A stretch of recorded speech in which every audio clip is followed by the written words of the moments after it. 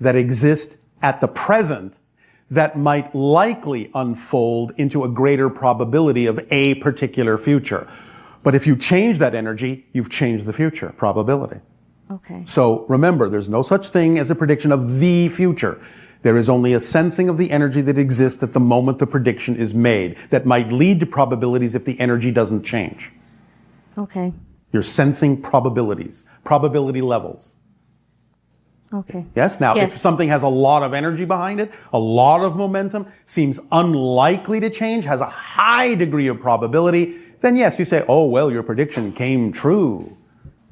But when predictions are made and they don't seem to come true, that doesn't mean the prediction was wrong.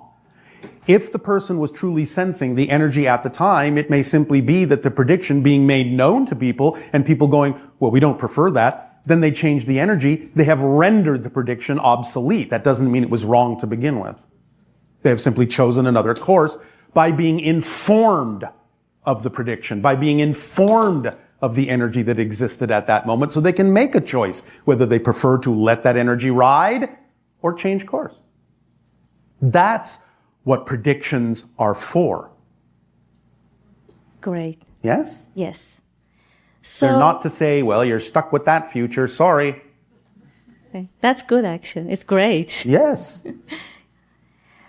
And Yes. so I think a gentleman earlier talked about it, but it wasn't clear to me. Yes. Where we talk about healing Yes. and going back and reversing it or changing it as Well, you're not really reversing it in a sense. What we're saying is, do you understand the concept that you do shift to parallel realities every moment? Yes. And do you understand that when you do that, you actually are a different person in a different reality? Literally, even if you think you look the same, you're not the same person. Literally, do you understand that concept? Yes. So if you're not the same person, literally, then you can't have the same history. It just goes with the new person you are, that you have to have had a different history to become the person you are now. So you are changing your history so that it makes sense. The history has to make sense linearly for you in order to say, well, now I see how I became this person, because that history leads to me being this person. Whoever was there before had a different history, and that's not you. Can I give an example? Yes. Medical science. Yes. You understand? Yes. One personality can have a disease, another personality in the same body doesn't, because it's not the same body. Literally not the same body. You may think it is, but it's not. That's an example of it. Does that help? Something's still missing for me. Oh, all right. How do we... One moment. Yeah. Let's continue with that example. Do you understand that that has already actually been physically measured on your planet? Yes. A person with what is called multiple personalities, one personality may actually have a cancerous tumor. When it shifts personality, the tumor is not there at all. Is that clear, first of all? Yes. All right, so now think about that. Someone who has a cancerous tumor, there had to be some time spent for the tumor to grow to that point. Yes? Yes. So if the next personality doesn't have the tumor, what happened to the time? Where did the time go? It's not there, is it? Yeah, it's not gonna... Is that making more sense? Yes. So that means that it's not the same timeline. It's not the same history. It's not the same past.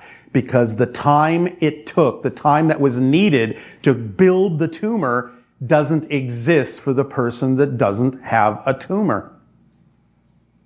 So the key is changing the personality. The key is knowing Knowing. that you are a different person every moment. It's not learning to do something you're not already doing. It's becoming aware of what you're already doing. You are literally a different person every moment. Literally, this isn't a metaphor. You may, again, look in a mirror and think, oh, well, I look the same as I did yesterday. You're not the same person. You just think you are because of the illusion you've accepted called continuity in order to play the game of space-time reality on Earth. But you're breaking continuity. more and more consciously. Therefore, one day, you may look in the mirror and go, who's that? Oh my goodness. Have you ever heard of or had the experience? And I don't mean, okay, you haven't seen me in 100 years. Yes, I look different. I mean, have you ever heard of or had the experience yourself where maybe only a couple of months or a few months have gone by and you run into a friend and the friend goes, oh my goodness, I didn't even really recognize you. You look so different. What happened? Yes. That might be sometimes, not always, but that might be sometimes the result of the fact that you actually have changed yourself sufficiently that you've broken continuity with your agreement with them to some degree. And are saying, I'm not really playing quite by the same rules anymore. And they are allowed to recognize that because that's part of the rules you are playing by, is that they recognize the break in continuity and realize that you don't look the same anymore. That can happen. Do you, let's say for a cancer patient, yes, do they need to actually go and, go within and realize and recognize where it came? And not necessarily. Change that, or? Maybe. It depends. You have to take it on a case-by-case basis. Everyone's different about how they need to get to that realization. And also, remember, sometimes people will choose to have that experience for a very positive reason and won't let it go. So, again, you have to respect the reason why it was created to begin with before you can say, well, let's figure out how to get rid of it. It may not be get-riddable for a variety of reasons. They may actually need to hold on to it for a variety of reasons you have no understanding of and perhaps no business trying to change. You have to explore what's happening here with this person. What's the reason this is happening? Is it the result of negative beliefs they could change and then change their experience? Or is this being created for some reasons I can't even fathom because they're on such a different path? Maybe it has to do with the people that they're interacting with and what those people go through and how they change because they have to deal with the person who has cancer. Maybe that person is doing it for them. Who knows? Okay. You have to get into every single case study. They're all different. There are as many reasons for doing that as there are people who experience it. Okay. Yes? On a similar note, I just remember a question. Did Tesla create a healing machine? Yes. He did. And it's not allowed to be used right now, or the technology is findable. The technology is doable. It has to do with frequency, vibration, understanding what the vibration of different diseases are, and knowing how to apply certain frequencies to them that cancel that vibration of the disease out. Mm-hmm. So it's doable. In a sense, even though some of Tesla's papers may have been taken by certain individuals who didn't necessarily prefer that the general public understand some of the things that he did, that technology is not necessarily that sophisticated. Did he have any help from the... You all have help. You all have guidance. But understand, he was an extremely tapped in and talented individual who had extra dimensional abilities. Do you understand how he utilized what you typically call hallucinations? Oh, no, I'm not aware of that. As a child, he experienced hallucinations so real he could not necessarily tell what was physically real and what was in his mind. He actually, over time, learned to control that ability to the point where he could actually construct in front of his eyes, as if it were physical, the devices, see them operating. If they didn't seem to operate properly, he could literally act as if he was taking them apart physically, look at where the problems were in the hallucination, repair them in his mind, put them back together, and then all he had to do when he built the device was copy the hallucination, and that's why his devices worked perfectly the first time when he built them. That's the ability that he had. You all have that potential if it's relevant for you to experience it, but you all might experience it in different ways. Nevertheless, the idea of using frequency to heal diseases is something that's relatively easy for you to accomplish. And in fact, there are many people actually investigating that already on your planet. So do your own research. Yes? Yes. Does that help? Yes, I have one more question. Do you? Yes. Well, I may or may not have one more answer, but we'll see. I'm just curious. I just remember a few nights ago I had a dream. Yes. Which I really don't understand. And? I saw that a loved one was sitting and over his head, but not directly on the top of his head. So Yes, yes. it was as if there was a hologram, Yes. a holographic image Yes. of, it's so hard to explain, like a holographic image of like a witch's nose or something like that. Yes. But inside of that, there was like, as if it was transparent, there was a skull. Yes. It didn't feel good to me in that, in that moment. So I just right. tore it apart. You tore it apart. Yeah. So All what right. was that? I really don't understand that. You were given an opportunity to learn to become more lucid in your dreams and change the outcome of something you didn't prefer into something that you did. You're working with a guide that's helping you understand how to become more aware while you're in the dream state. Mm-hmm. All right? So I did actually change something. Yes. Was that on a template level or what? In a sense, yes. The reverberations can go into the template level from what you did, yes.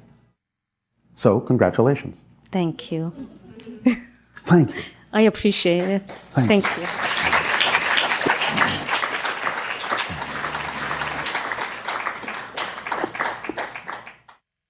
Hi, Bashar. Annie, you good day. I was hoping you could speak on a recent experience, what I perceive to be my year. What you perceive to be... This year that I experienced. Yes, yes, yes. All right. So, it seems to be a lesson in darkness. All right. And what would that be? Usually I'm very connected to my guides. I can hear them, I can feel them, Yes. and I know they're still there. Yes, of course they are. But this year I experienced a lot of darkness. So one thing after another. And Yes, all right. And the so- biggest thing was feeling disconnected. All right. And yet you know that you cannot be, yes? Yes. All right. You are using your connection to have an experience of disconnection.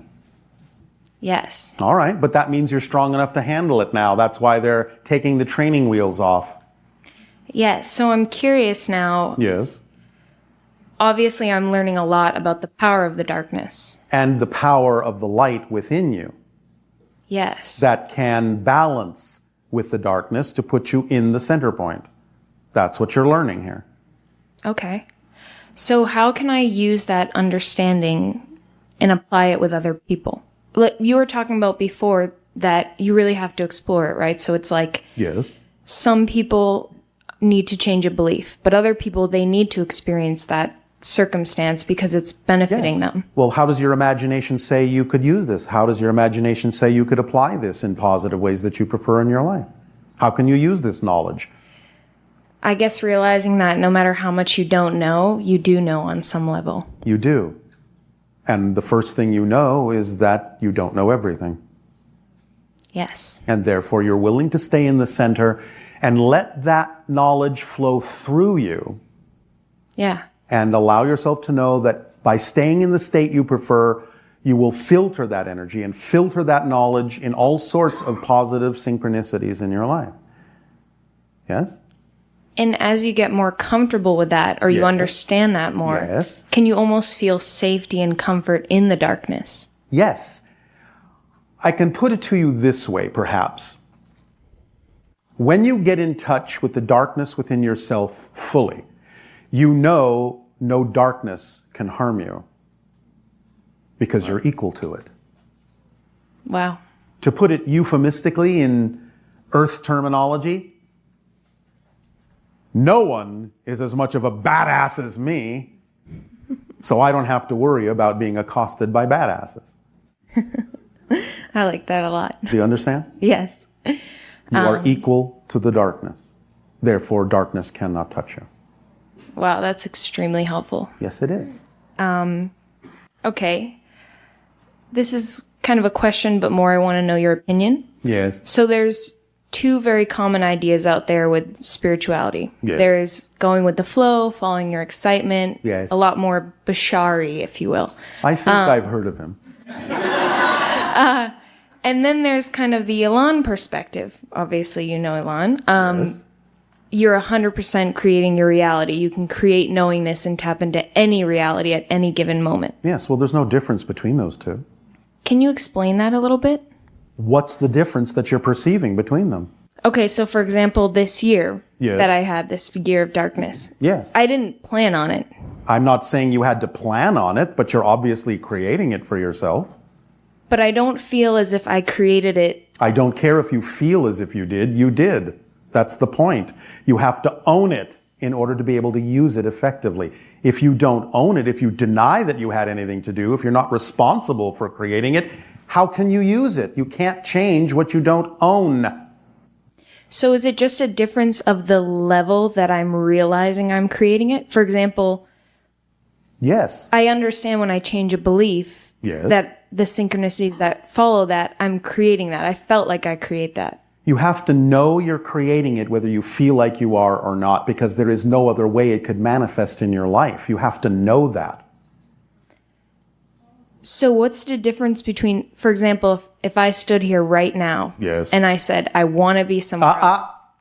Want Okay. is not need. That's your ego talking. Your ego saying, what's happening is not good enough. Invalidation. I want to be somewhere else. Why? Did you hear me earlier say there's nowhere more important than being here and now with what's happening? Yes. Then why would you want something else to happen unless you're invalidating what's happening? And is that the same for your reality too? So We when don't you're- invalidate, though. We understand that everything that we experience is part of our creation for serving us in the best possible way. We never question that, and therefore we always get the benefit of it. Remember, even if something manifests, you can recognize, you can objectively, neutrally recognize that what manifests may not be what you neutrally, objectively don't prefer. But that's not the same thing as judging it as invalid. And the idea is, if you understand that something has manifested that you objectively don't prefer, you still have to go back into knowing that still had to happen for a reason that does serve me. What could it be? So you start using what you don't prefer in a way that you do prefer, and therefore what you don't prefer has served you. Because it's got to be there for a reason. It's got to be there for your reason. If only to simply reinforce within you that you have the ability to use it negatively or positively. And sometimes you people will test yourselves. Have I really changed? Do I really understand how this works? Let's see. Let me manifest something I don't prefer and see if I respond positively or if I still react negatively, which means I haven't changed. So I tested myself and I have reacted in a way I don't prefer. Therefore, you have learned a valuable lesson. Therefore, it has served you in a positive way. That's how you need to look at it. Yes. It's not about what you want to be different. It's about how willing you are to use what you've manifested in the best possible way. Remember, please remember, or don't. It doesn't matter what happens. It only matters what you do with what happens. Would you like to repeat that? It doesn't matter what happens. It only matters what you do with what happens. That's it. Period. That's the entire secret of the instruction manual. So I don't have to actively create my desires if I just follow the flow. If you follow the flow, your needs will always manifest if they are relevant for who you truly are. There is nothing you need to do beyond that. The current of creation, your current in creation already knows where you need to go. Surrender is not surrendering control. Surrendering is surrendering to the control that's already built into you. That's why you go with the flow. The current already knows where you need to go. You don't need to make things happen. Making things happen, believing that you need to make things happen, is resistance to the current.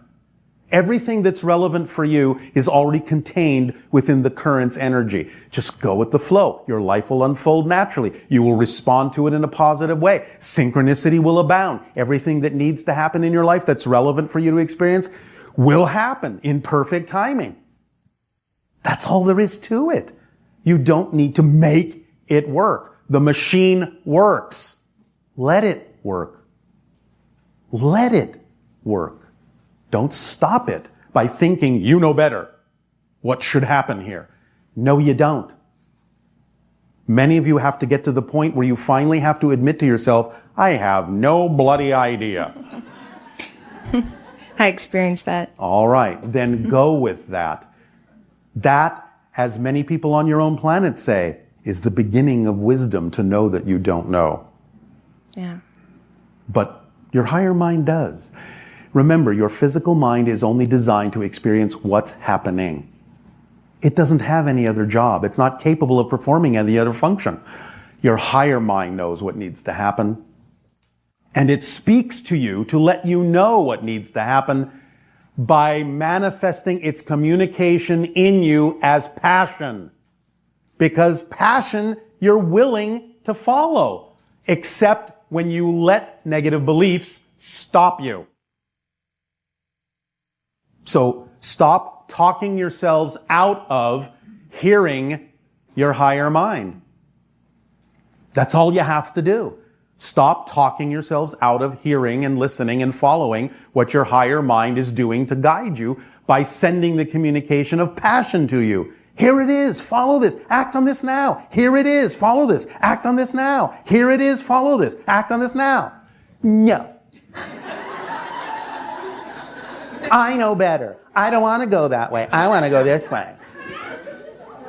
Okay, higher mind says, go ahead, walk that path. Oops, look at that. She fell into a hole. I wonder why. I was going to guide her around it, but she insisted she knew better, so plop, there you go. Let me help you up out of the hole now, dust you off. Are you willing to listen to your passion now? No? Still stubborn? Okay, there's another hole over there. Go that way. Yeah, I learned that one the hard way. All right. But the point is, hard or not, you've learned it. Yeah. So use what you've learned. Don't ignore it. Yes. Let it be easy, because it is. The path of least resistance. Remember, again, analogy. Path, A to Z. Some people think it's got to be like this. Many paths are actually like this. Because those detours are necessary for you to learn what you need to learn so you can truly appreciate what's on the path, what the experience is all about. Plus, remember this. If this is not your path, it's not going to be the path of least resistance. If this is the path of least resistance, you're going to flow along this path much faster than you ever could on this path, because if this is not the path of least resistance, you're going to meet resistance. It's going to slow you down. You're going to be walking through molasses. Whereas this person taking what seems to be the longer route will actually move along it much more quickly because there's no resistance. Go with the flow. It knows where you need to go. Does this help? Very helpful. Thank you. I'm just going to leave you with a joke that my friend has been dying to tell you. Oh, I hope they're not really dying to tell you. But It's please silly, do so share. I hope it doesn't offend you. Oh, nothing offends me. Or I wouldn't be working with all of you. No offense. Okay, the joke is, Yes. how far is Uranus from Asasani?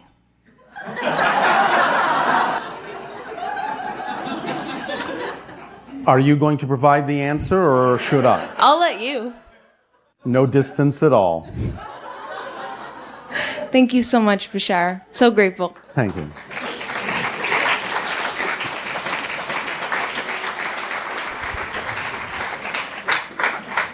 Hello, Bashar. And to you, good day. What is the meaning of love? Love is the frequency of existence itself. It means you are always unconditionally supported, no matter what you choose. It means you are free to be who you truly are. Okay. That's what it means. Does that help? Yes. Thank you. That's very interesting. Yes, it is. Anything else? Would you like to share anything fun about yourself?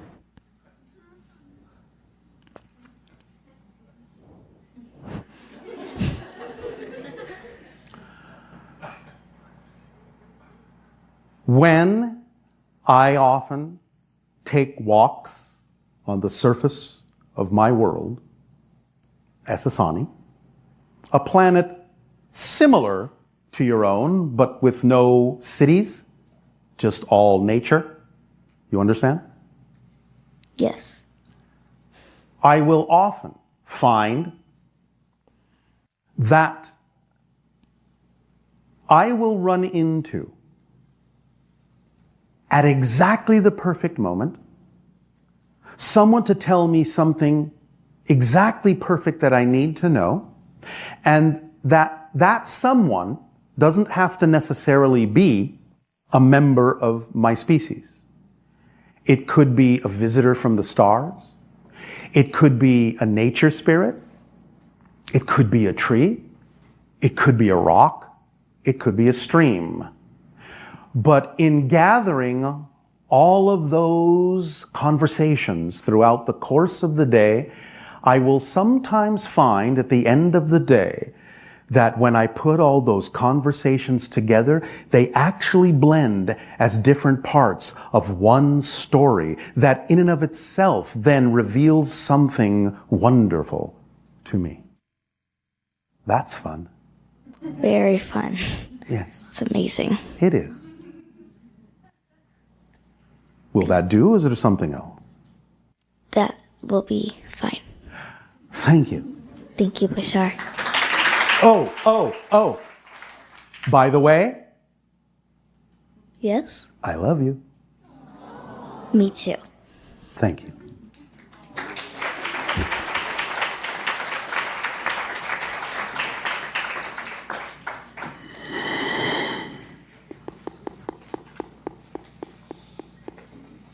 One moment.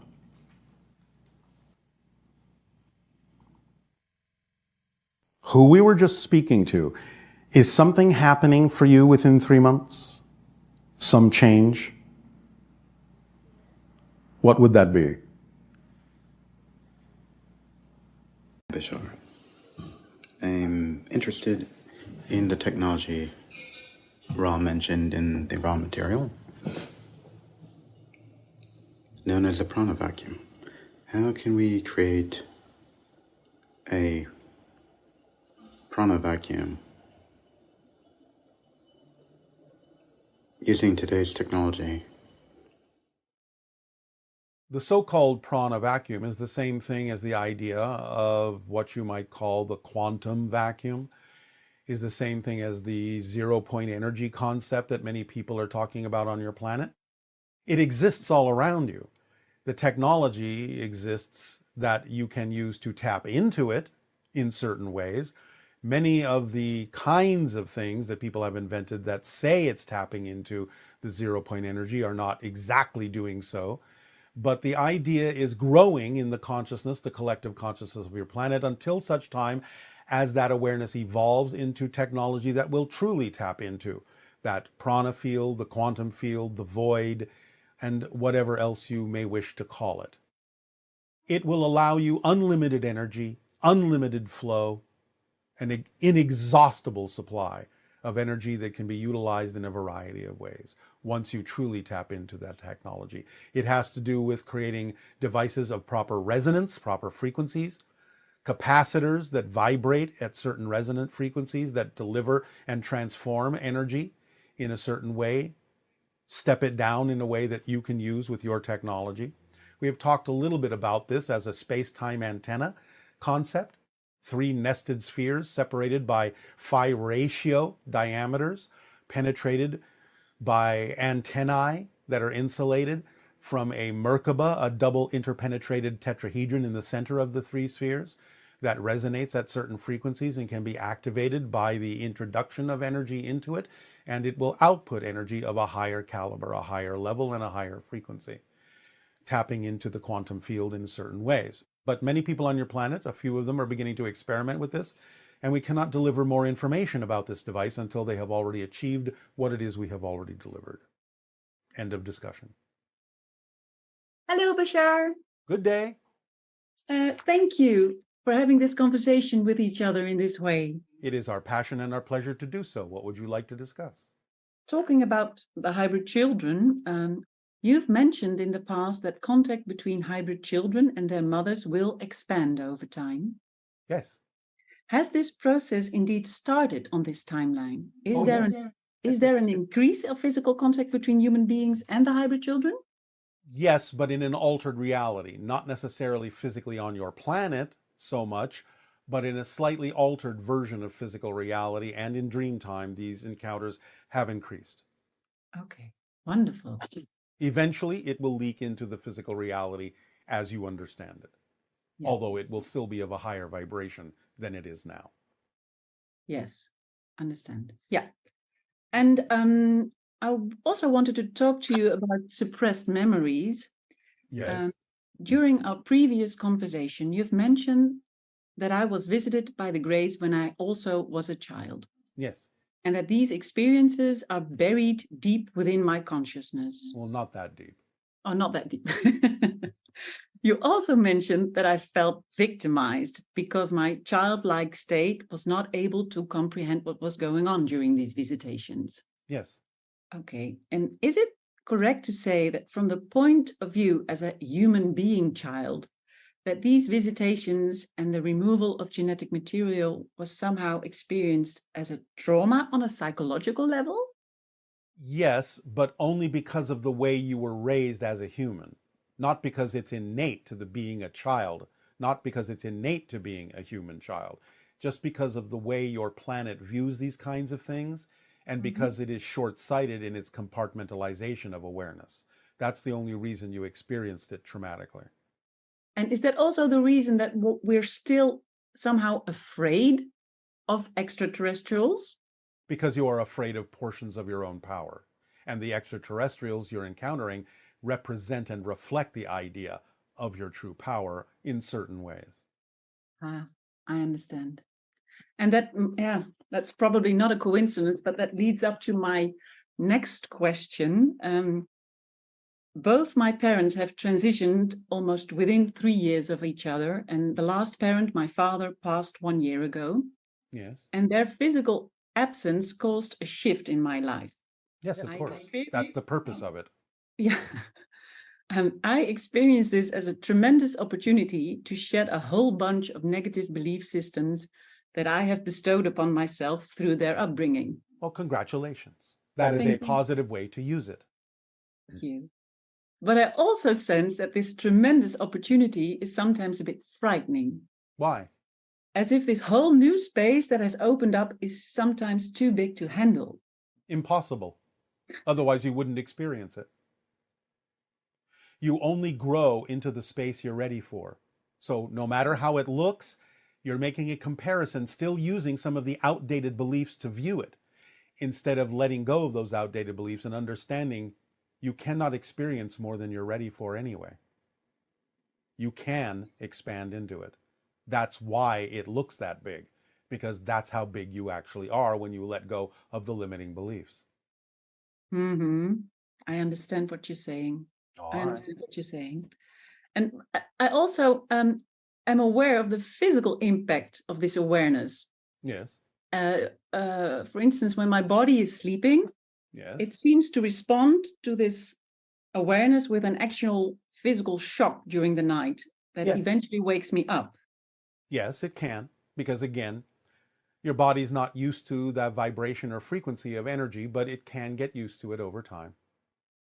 And how can we do that? Can you say something about how to integrate this new space and the awareness of new space and the physical response to this? Is it just going with the flow, letting it happen? That's one way, practice in a sense, having it happen over and over again, you'll get used to it. That's one way. But one way to accelerate that is to understand or have a perspective where physical reality isn't really separate from spirit reality. It's really not so different. It's just that you've defined it as very different. You've placed certain definitions on physical reality that makes it seem so unlike spirit reality, when in fact it's a natural extension of it. Okay, and the physical body that reacts, how can we smoothen that out? Well, this is what I'm telling you. Stop making such a separation in your belief system between the idea of your physical body and your spirit. Your physical body is your spirit in physical terms. Mm-hmm. It's the same kind of idea, if you wish, a crude analogy of saying ice is still water. It's just frozen. Mm-hmm. But it's the same thing. It's the same substance, essentially. And so is steam. So if you start looking at your body as if it's simply, euphemistically, a frozen version of your spirit, or at least a portion of your spirit, you can start to allow the physical reality to sort of melt a little bit more, mm-hmm. allow it to become a little bit more fluid, a little bit more liquid, and not be so different from the liquid version or the steam version. So you have to start really looking at physical reality as if it's just another state of being of spirit and not really separate. It's the idea of separation that's tripping you up. Yeah, I understand. And you also said something about that the human beings on Earth will become more and more human over time. Yes, you're actually not fully human yet. Yeah, and I was wondering what you meant by that. What does it mean to be human as opposed to not being fully human? Being fully human means that you understand that everything is made of unconditional love. You understand that everything is connected, everything is a reflection of everything else, and you act accordingly. Mm-hmm. Yes. Being fully human is what you ascribe to beings like Christ, Buddha, Krishna, so on and so forth. Mm-hmm. It's the idea of the behavior that reflects the godhood within you. Yes. Yeah. And that probably also means that we're not so compartmentalized in our way of thinking then. Exactly. You think more holistically, more as a whole system. That's why I said you understand everything is one thing. I am you from another point of view. Literally, I am you from another point of view. You are us from another point of view. A fully realized human lives in that truth. Yeah. Thank you so much, Bashar. You are so welcome. Aveo. Aveo. Greetings, Bashar. I have a question for you. What is the template level of our space-time reality? You've mentioned that there is a template level and that we are each exploring themes from this template level, that there is a specific template for our lives. I'm wondering if this template is actually revealed in the deck of what we consider 52 playing cards, and if this template level of reality is expressed and symbolized in the deck of 52 playing cards, where exactly did these cards come from, who created them and when, and what is the best way for us to utilize these cards now in our lives in order to explore the theme of our lives, play our cards right, and give ourselves permission to be our best self. Thanks, Bashar. All 52 are symbolic of the template level because it can be mixed and matched in any number of ways. It's not any one card, it's all of them that represents and symbolizes the template level, which is created by the choices you make in spirit to have a physical experience. So, as above, so below. You use the energy of the consciousness field to arrange certain kinds of blueprints that will manifest physiologically as the theme you will explore in physical reality. And the idea of any kind of permission slip, like a normal deck of cards or tarot cards or any kind of divination system, represents to some degree the idea of the template level. Now, you have some freedom in that with your free will as to how you experience the template you laid out for yourself, and sometimes some things can be altered or shifted. But in general, the choices made by you as a spirit will be played out as the cards you are dealt. But you can shift them around a little bit here and there with your free will, but you will play that game. That's what you decided as a spirit. So that's how the cards represent the idea of the template level in energy that then becomes crystallized down in frequency, down into what you experience as the physical card game that you are playing. Playing the right cards, as you say, is easy when you simply follow the formula. That's the secret to playing your best hand. Hey, how are you, Bashar? Perfect, and you? Yeah, I'm fine. Let's see. My questions are feelings or thoughts the higher priority for manifesting our reality? Because it seems like unresolved feelings manifest over our thoughts. So how are they linked? And This is how it works. First, you begin with beliefs and definitions. What you believe to be true is reinforced by the idea of feeling that it is true, thinking that it is true, and behaving as if it is true. Belief systems use feelings, emotions, thoughts, and behaviors to reinforce the validity and the reality of the belief system because physical reality isn't really real. Therefore, beliefs have to make you believe that it is real, and they do so by reinforcing what you believe to be true with the idea that it feels true, you think it's true, and you behave as if it's true. That's the priority, that's the order in which it happens. You cannot have a behavior, you cannot have a thought, and you cannot have an emotion without first believing or defining that something is true for you. Beliefs are the blueprint that allow you to build the house of your physical reality. So it all starts with that. So when you behave a certain way, when you think certain thoughts, when you feel certain emotions, they all go back to what must I believe to be true about myself in order to feel, think, and behave this way. Does that help you? yeah, so if I want to change the belief system, the action or how I behave would be the best way to start, and then the feelings and thoughts You would follow. can start from any direction you wish, but in a sense, the most efficient way to change a belief system is to figure out what that belief is telling you, figure out why you're buying into it, because it may simply be a habit that you have because you've been taught to believe this way. It may be that you're getting something out of believing that way because you don't hold on to any belief you don't think serves you. So even if it doesn't seem to serve you, you may have a belief that says that the alternative would be worse than holding on to the beliefs you have, even if they're not comfortable. Because you all want to believe that everything needs to serve you, which is true. It can. But sometimes you have beliefs and you hold on to them even if you know they're not the best beliefs to hold on to because you have a belief that the alternative would be worse. And therefore you'll still hold on to whatever it is you're holding on to until you change, until you understand that the idea that something worse will happen if you behave more like your true self is a fallacy. So you have to examine why the belief is there to begin with, allow yourself to understand why you're buying into it, and be honest in your self-investigation of what you believe will happen if you actually go in a direction you say you would prefer to.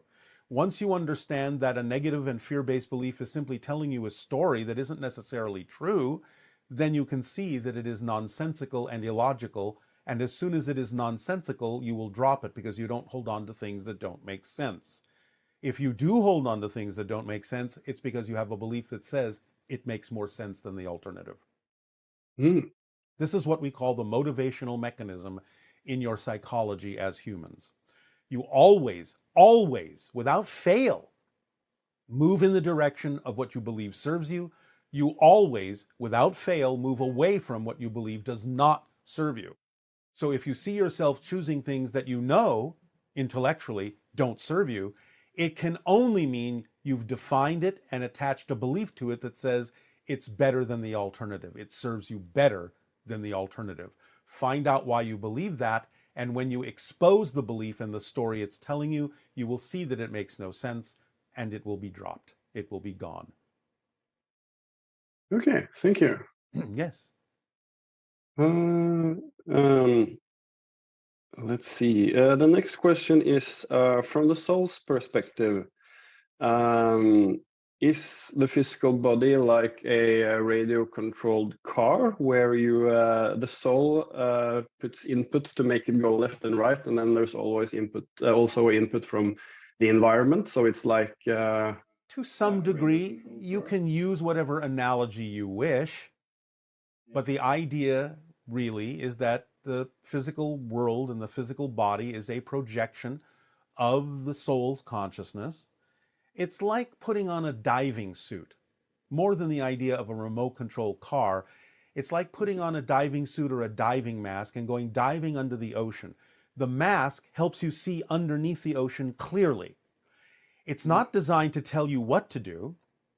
It's designed to tell you what you're experiencing more clearly. When you leave the physical reality, it's like taking off the diving mask and going back to the surface. So even though you have free will as a physical being, the soul determines what the general trajectory is from its own free will, and that may be what the physical mind thinks of as destiny. In other words, you are the person you are. You will do everything as the person you are. You cannot actually fundamentally change the person that you are, although the personality can shift to a great degree, but it's still happening to you as you think of yourself as a separate autonomous being. So you have the free will to experience the destiny of the soul in any way, shape, or form that the physical mind chooses to, positive, negative, happy, sad, whatever, fast, slow, up, down. But you will walk that path because it was determined by your free will as a soul. Is this helping?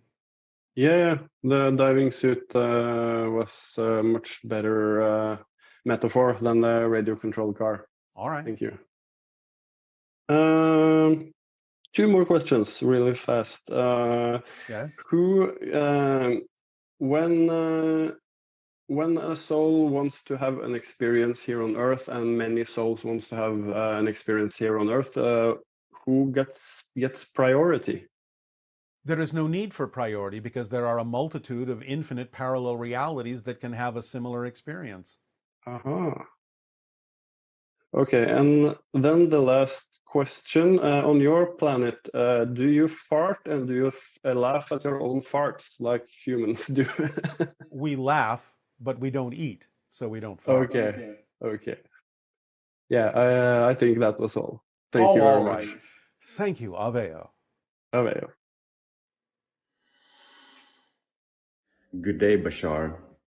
I would like to know about the Bosnian pyramids, the ones located in Visoko, and like who built them and for what purpose, and anything you can tell me about the pyramids in Visoko in Bosnia. Thank you. Pyramids around your planet at a certain time were all built relatively close to one another in time, around your 10,500 years ago.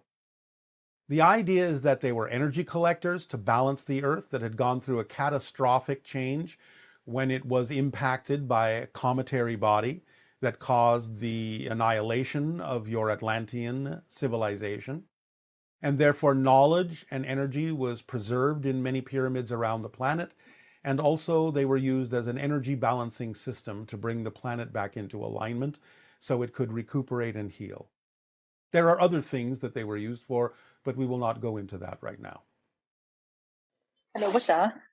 And to you, good day. I'm very excited to be here. Thank you for talking to me. It is our passion and our pleasure. What would you like to discuss? So I've been following my excitement more and more since I kind of started to listen to you speak, and it feels really great. And I've been doing some like bigger and some smaller changes, and I'm following your advice of this thing of basically following my excitement more moment to moment, because there's no like one big thing in that sense. All right, now do remember the entire formula, not just follow your excitement. There's other pieces to it, yes? Yes, I know. All right. And I think what I'm like, one thing that just as an example that I quit one job that I felt like I was not excited about at all. All right. And now I have more free time, which is fun. Yes. And then sometimes I get kind of frustrated with myself because I feel like I sit there and I know that I have all these options to act on, but I kind of don't know what to do. And I wonder yes, you do. Yes, you do. The idea, again, isn't that complicated. Don't overcomplicate it. If you have different options, decide for yourself which one is not only more attractive, more exciting than any other option, but which one can you act on? Which one can you do something about? If it seems that more than one is equal, you might as well flip a coin. Remember, synchronicity comes to bear in this, because if you flip a coin and say, all right, heads option A, tails option B, and you flip the coin, one of two things might happen. Let's say it lands on tails, option B, and you find yourself going, oh goody. Or you find yourself going, oh, I wish it had been option A instead. Oh, I wish it had been option A. Then you will know that that was the one that was more exciting. Or if you do head down a path that isn't necessarily the most exciting path for you at that moment, synchronicity will create certain circumstances that will turn you around in the correct direction. That's how it works. It's an automatic mechanism. So you don't have to sit there and wonder and be frustrated. Just act on whatever you are capable of acting on that contains more excitement than anything else, as far as you can determine, and let synchronicity guide you with the red light, green light aspect of its being, of its nature, which means it will bring you opportunities you can act on and take further, green light synchronicity. It will prevent you from acting on certain things that are not the correct path for you right now, red light synchronicity, just like you follow your traffic lights when you drive. You understand? Mm. So the starting and stopping is the way synchronicity guides you. No, not right now. Don't act in that direction. Act in this direction, whatever you can act on. And you have to use your imagination. Be very creative about the idea of what it means to take action on something in every way that you possibly can that has to do with that thing you say excites you. Even if you have to simulate the reality, that's taking an action on it. Mm. Let me give you an example that many people on your planet have used. There are many people who you call celebrities that are famous. But you will hear stories from many of them that before they were actually able to literally do what it is that they now do that they're famous for, they acted it out. They simulated it. Even sometimes going so far for someone who might be a public speaker in an auditorium or a game show host or a late night interviewer as to go into a space, set it up like it's really happening, even to the level of putting fake people in the audience, maybe even just cardboard cutouts, and doing their routine as if it's really happening. Because then you're training your body to get used to the vibration of the reality of that, and that will make you attract it more strongly by doing anything you can to simulate anything you can to take an action in the direction of what excites you more than any other choice. And when we talk about that, It can also be very simple things. We don't mean when we say follow your passion, follow your excitement, that it has to be a grand project or come with trumpets or be a life-spanning career. Ta-da, here's your passion. No. Every day you have little options, simple options. I can take a walk. I can read a book. I can have lunch with a friend. I can watch a movie. Just choose the one that has more attractiveness, more curiosity, more excitement, even just the tiniest bit more that you're able to act on than any other one, and just do that first. You're still following your excitement by doing it on that level, and eventually it will usually snowball through synchronicity to bring you more and more opportunities to act on your passion in bigger and bigger and bigger ways. But the point is, it doesn't really matter if it does or not, because you're still following your excitement just by making sure that every day the options you choose are more exciting than any other option, and taking action on the ones that you can. That's all there is to it. You don't have to make it a big mystery or overcomplicate it or overthink it. That's why you're frustrated. So you're saying I'm frustrated because I am making it way more complicated. Yes. Because I feel like sometimes it's literally that I have like an afternoon off and I'm sitting at home and I don't know, like Then you're not using your creative imagination. Sitting at home. Why are you speaking with us today? Was this more exciting than any other option? Yes. Well, you see, that wasn't hard. So what will you do after this conversation is over? What are your options after this conversation is over? What are your options? Name some. Probably go to sleep because it's quite late here. All right. Going to sleep can be exciting. That's fine. But let's say it's morning. What would be some of your options? Usually like go for a walk, go to workout. Do you enjoy those things? Are they expressions of your passion? Yes, they are. Are you sure? Because you kind of hesitated. No, I'm sure. All right. Because remember, sometimes you may be sort of doing what excites you, but you may not be doing it in the most exciting way. Because the idea of following your passion requires every component of it to also be the most exciting way. So you can do a thing, but where you're doing it, how you're doing it, when you're doing it, with whom you're doing it, all have to be of that vibration, or you're not really following your passion. So you get to decide the way in which you're actually acting on your excitement. And isn't that an exciting thought? It is actually. All right. So just make sure that whatever it is you choose to do out of the options that you have, whether it's taking a walk or working out, you're doing it in the most exciting way as a whole system. All the components of it are being done in the most exciting way. And if you can't find that one of the components is the most exciting way you would prefer to do it, use your creative imagination to create your exciting way of doing it. Yes? Yeah, I think that what you just said with the creative, that actually helps a lot. I've never thought about it that way, that I have the power to do that. You do. Yeah. You do. So if that makes things more exciting, then you're on the right path. Yeah. Does this help? Thank you. Yeah, that helped a lot. Yes, it really did. All right. Does that serve you today? Yes. Then we thank you for your interaction. Aveo. Thank you. Have a great day. Of course, always. You too. Thanks. Bye. Why would I have anything else? Sorry? Why would I choose anything else? Oh, yeah, that's makes sense. Yes, I know. That's why I said it. So go and don't choose what doesn't make sense. I will. Thank you so much, Bashar. It's up to you. Thank you.